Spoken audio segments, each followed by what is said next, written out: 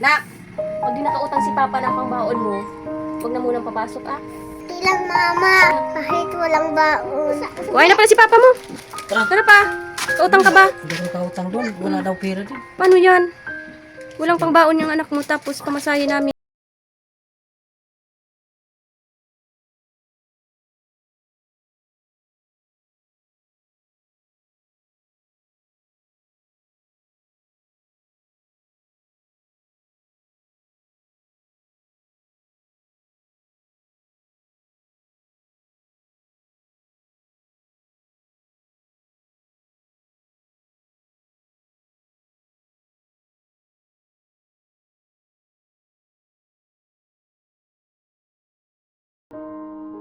Asa na kayo si Papa mo? Ang tagal.